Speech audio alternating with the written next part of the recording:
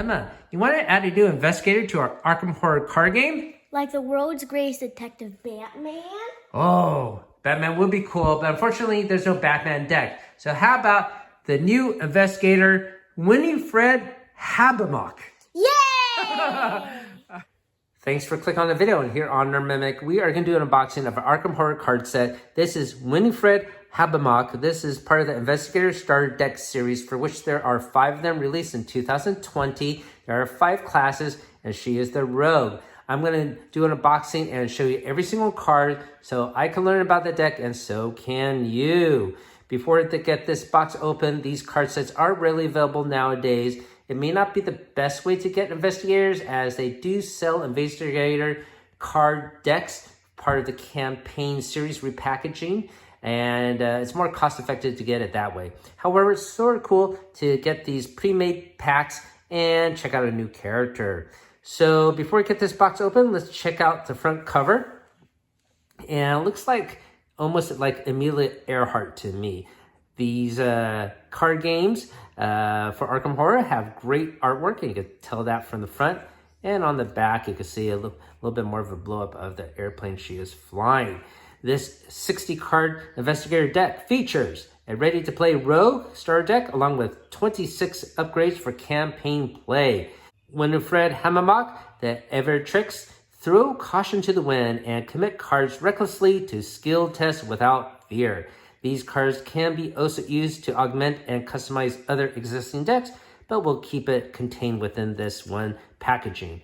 So the only thing left to do is get this case open, and there is a clear tape seal here. And let me tease that off right now. Welcome to the channel where we munch on multiple nerdy things, from board games to Dungeons & Dragons, comic books to toys, video games on Saturdays, and gamer snacks on Sundays. We also do monthly giveaways. And for the joyous summer months of June and July, we're going to do a pair of authentic TSR D&D products. I'll put a link down below how you could win this awesome prize. If you're watching this in the future, I'm sorry you missed out. You could click our main channel page for our current giveaway. And if you do enjoy the video you're about to watch, hopefully consider hitting that like and subscribe. It's free to you and helps us out on the channel. Thank you for watching. I got the tape loose. Now we have to crack open the case here. Well, I shouldn't say crack open. I do not want to crack this plastic case, which is quite frail, but should hopefully open up without any problems if I tease it from the front this way. Yeah, okay. That's what I have learned to do. And we'll pop out the cards here. And before we actually check out the cards, there is actually a pamphlet within this front piece of paper. And it gives us a little bit more of a backstory of the character. So let's take a look at this first. Let's see what it says. And usually these backstories here, I've realized from these star decks, so they sort of involve the other characters in the star deck. So it gives you a plot of how they all meet. So I'm not going to read this all out loud, but you could take a look at it. And we could already see that Stella Clark is involved in this story. So it describes more about the starter deck here, how to use the expansion, which is pretty standard. There will be a list of cards. You could take a gander at that. On the flip side here, how to upgrade her throughout the campaign, list of credits, and this is her symbol, a propeller. So that's pretty appropriate, I suppose. All right, so we're gonna set this off to the side, and then let's get this deck of cards unsealed, and let me tease off the top here. I was able to tease off the top here, and hopefully we could peel back just the top portion so we could preserve the packaging to hold our deck of cards later.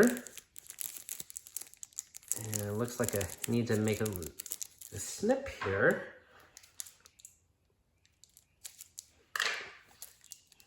And there we go. Go in a circle, around the bend. Okay, So not the cleanest peel, but yeah, be able to take out the cards and save the shrink for later use. All right, so on top we have, of course, our ID card for location. And of course, it's grayed out on the other side. We'll set this off to the top. Let's take a look at her ID card. She is a criminal. She has 1 willpower, 3 intellect, 3 combat ability, and super fast evade at 5. If 2 different non-weakness cards you control are committed to this skill test, draw 1 card. Limit once per test. Her effect here is a +1. After this test ends, for every 2 points you succeed by, return a card you committed to this test back to your hand. And her quote is, "I can top that." She has a health of 8 and a sanity of 7. On the flip side here, of course, it's going to describe her deck. It's going to be a standard 30. Rogue cards levels 0 through 5 and neutral cards 0 through 5. Her deck building requirements, she needs the card anything you can do better, arrogance, and 1 random weakness. Her backstory is Winifred, Wee Hoo, as her parents know her. Winnie, to her friends, was one of the smartest kids in her reservation school. However, her reckless attitude and lack of respect for authority meant she often got into trouble. The course of her life changed forever when she found an old biplane in the farmer's garage and decided to take it out for a spin. The owner, a former pilot in the Great War, was awestruck by her natural talent and offered to teach her what he knew. Now Winnie is known as the woman without fear, showing off her skills in barnstormers all across the country. That nickname would be tested when, during one of her shows, she spotted a creature she could scarcely describe, a thing with leathery wings and a single mutated pus-filled eye. All right, very cool. So here is a card that needs to be in her deck. Anything can do better. In her deck, commit only to a skill test you are performing. Her quote here is "told you." And look at all these wilds here. Wow, 6 wilds. That's incredible. I haven't seen a card like that. Another card she needs to have in her deck is arrogance. This is a weakness. You must commit arrogance to each eligible skill test you perform. Oh boy. This skill's icon subtract from your skill value instead of adding to it. If this test succeeds, return this skill to your hand. Uh-oh. That is a difficult card to deal with. Here is a basic weakness called Flaw. Commit only to a skill test you are performing of any type that has no other cards committed to it. Other cards cannot be committed to this skill test. If this test fails, return this skill to your hand.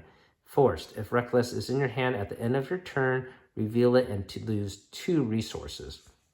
All right, now we're going to get into her duplicate asset cards. This is a cost of 3. This is lock picks. So investigate, add your speed value to your skill value for this investigation. If you do not succeed by at least 2, discard lot picks. So her speed is 5. So this becomes really handy. And there are 2 of those. Looks like she has gun, Mauser C96. This has 5 ammo. Exhaust the gun and spend 1 ammo. Fight. You get +1 to your combat and deal additional 1 damage for this attack. If you succeed by 2 or more, either ready Mauser or gain 1 resource. There are 2 of those. Another weapon here. This is a cost of 1. Fight. If you succeed by 2 or more, this attack deals +1 damage. 2 of those. Lucky cigarette case. This is a cost of 2 asset. If you succeed at a skill test by 2 or more, exhaust lucky cigarette case and draw a card. It's not really all that lucky. Just in the mood for a smoke. All right, so 2 of those. Looks like we have an ally here with a cost of 4. Lonnie Ritter, a feisty mechanic. You get +1 to your attack. Exhaust Richter and spend 1 resource. Choose an item asset controlled by an investigator in your location. Heal 1 damage from that asset and 1 horror from Lonnie. Has a health of 2 and a sanity of 3. There are 2 of those. We have leather jacket. We've seen leather jackets before. This has a cost of 2 asset. Fast. You think you're wearing that makes you look like the cat's meow? Nah, I already know I'm the cat's meow. This just lets everyone else know. This has a health of 2 bonus. 2 of those. We got Streetwise, a cost of 0. Spend 2 resources, you get +2 to your intellect for the skill test, or you could get +2 to your evasion. 2 of those. We have Cheap Shot, for which is a cost 2 event. Fight. Add your evasion value to your skill test for this attack. If you succeed by 2 or more, automatically evade the attacked enemy. Aim for the eyes, they told me. 2 of those. We have Daring Maneuver. This is a gambit. You play fast. Play when you would succeed at a skill test. You get +2 skill value for this test. McGlenn, are you trying to kill us both? Not this time, pal. Not this time. There are 2 of those. Next card is called Slip Away. This is a cost of 2 event. It's a trick. Add your intellect to your skill value for this evasion attempt. If you succeed by 2 or more and the evaded enemy is non-elite, it really doesn't ready until the next upkeep phase. 2 of those cards, of course. Next card is called Pilfer. It's a cost of 4 event. This investigation uses evasion instead of willpower. If you succeed, discover 2 additional clues at your location. 2 of those. This is a 0 cost event called Sneak By. It's a trick. Evade. When this action begins, gain 2 resources. Being told not to do something was generally Winifred's clue to proceed as planned. So a little bit of a troublemaker, isn't she? So there are 2 of those cards. Next one's called Nimble. For each point this skill test succeeds by, after it resolves, you may immediately move to a connecting location to a maximum of 3 times. Wow. So there are 2 of those. Another one's called Daredevil. After you commit Daredevil to a skill test, discard cards from the top of your deck until you discard this symbol skill. You can commit to this test. Commit it, shuffle each weakness that is discarded by this effect back into your deck. You're a maniac, Winnie. I know, isn't it wonderful? Here is another skill card called Opportunist. Commit only to a skill test you are performing. If you succeed by 3 or more, return Opportunist to your hand after this test instead of discarding it. Now we get into some of her campaign-specific cards. This has a 1 star. This is called Liquid Courage. It has 4 supplies. Spend 1. Choose an investigator at your location to heal 1 horror. Then that investigator does a skill test against the willpower at 2. If the test succeeds, they draw 1 card. If it fails, they heal 1 additional horror and discard 1 card at random from their hand. So a little bit strange. This is the upgraded Mauser. It's a 2 star. It has 5 ammo and lets you fight with +2 attack power and +1 damage. And if you succeed by 2 or more, you could ready the gun again or gain a resource. Oh, and if you succeed by 4 or more, you could do both. So that's additional bonus there. 2 of those. We have the upgraded Daring Maneuver card. And here you get +3 skill test for this card. And plus you get to draw a card. This is called Cheap Shot. It's a 2 star card with a cost of 2. Add your evade value to your skill value for this attack. If you succeed by 1 or more, automatically evade the attacked enemy. If you succeed by 3 or more, return Cheap Shot to your hand at the end of your turn. 2 of those.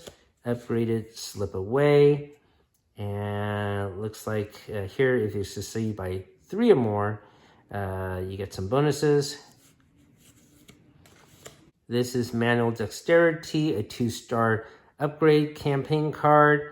Max 1 committed per skill test. If this test is successful, draw 1 card, 2 cards instead if it succeeds by 2 or more. 2 of those, of course. You have the upgraded Lucky Cigarette Case. And here, let's see, search the top cards X amount of times by the amount you succeed by. So upgraded asset there. 2 of those. We have Sharpshooter. This is a 3-star card. When you use a fight ability on a firearm asset, exhaust Sharpshooter, choose 1 or both. This attack uses evasion instead of attack. All modifiers to your attack for this attack modifying your evasion. Instead, use the attacked enemy's evasion value for this attack instead of their fight value. Very interesting. So those have 2 of them, of course. This is the upgraded Pilfer card. And here you would discover 2 additional clues. And if you succeed by 2 or more, you return this card to your hand. 2 of those. This is Backstab. Looks like a new card here. This attack uses evasion instead of attack. This attack deals +2 damage. If you succeed by 2 or more, return Backstab to your hand at the end of your turn. So that's going to be very useful. 2 of those. This is another 3-star campaign card called Copycat. After you commit Copycat to a skill test, search the discard pile of another investigator for a skill you can commit to this test and commit it. Interesting. After this test ends, place that card to the bottom of the owner's deck. 2 of those. This is a 4-star card, Beretta. This has 4 ammo. You spend 1 ammo and you get +4 to your combat value and deal +1 damage for this attack. If you succeed by 2 or more, ready the gun, or this attack deals an additional +1 damage. If you succeed by 4 or more, you do both. 2 of those. And here is a 5-star card. It's Ally, Chuck Fergus.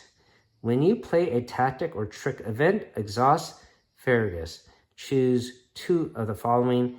The event gains fast. That event costs 2 fewer resources to play. Or you can get +2 skill value while performing a skill test during the resolution of that event. This ally has 2 health and 2 sanity. And there are actually 2 of those cards. And that is the entirety of Winifred's Habbamock's deck. So what do you think about this deck? Pretty interesting. Might be easier to play than some of the other decks we've seen. And I'm sure my daughter would like to play this card. Sounds as reckless as her. All right, so that has been our look at this Rogue starter deck set. And hopefully you learned something new about this deck. I certainly did. And we'll probably use it in a future campaigns or scenario mission. Thank you for watching, everyone. As always, keep on adventuring out there.